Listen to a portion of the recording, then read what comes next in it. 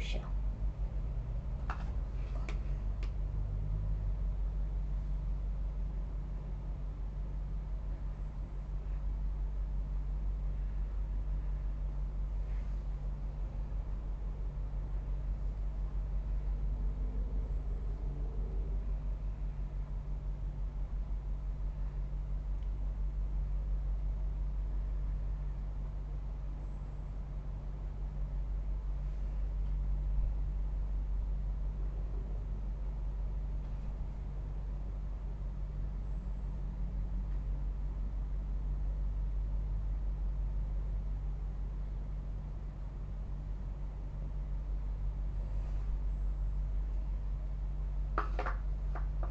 Ito po siya.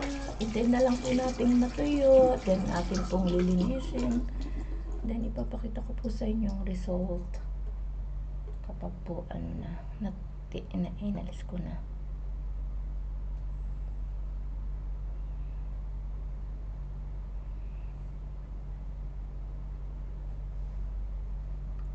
Wait na lang po tayo sa result.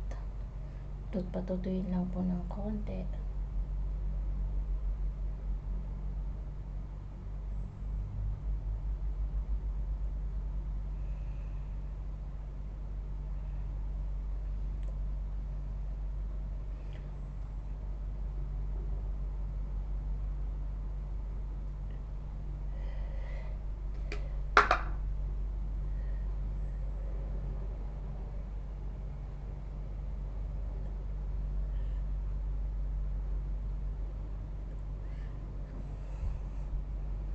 Napilit na naman yung aking lagay. Saglit lang po, i-fix po ulit natin kasi nawala po yung shape niya. Kailangan po natin ibalik.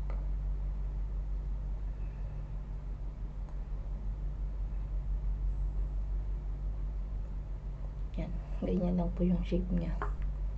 Wait lang po natin.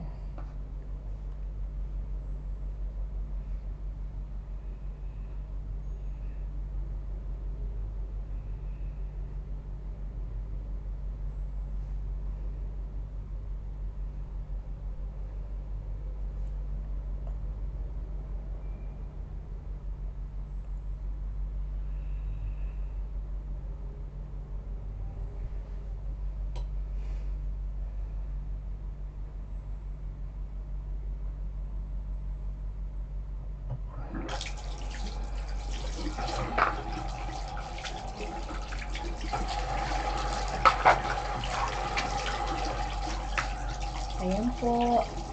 Ikasan po muna natin yung mga ginamit natin para hindi siya na-stuck ang kulay. Ayan po siya.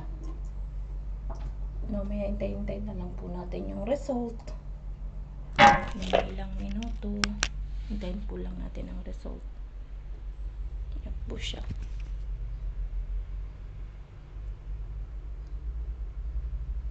Patuyuin lang po ng konti. Then, saka po natin tanggalin.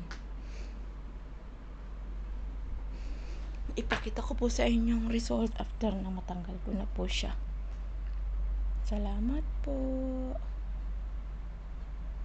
See you, bye. Later. Pakita ko na lang po ulit ang result ng aking ginawa sa part 2 ng aking vlog. Yala, bye-bye. See you guys. Goodbye. I love you so much.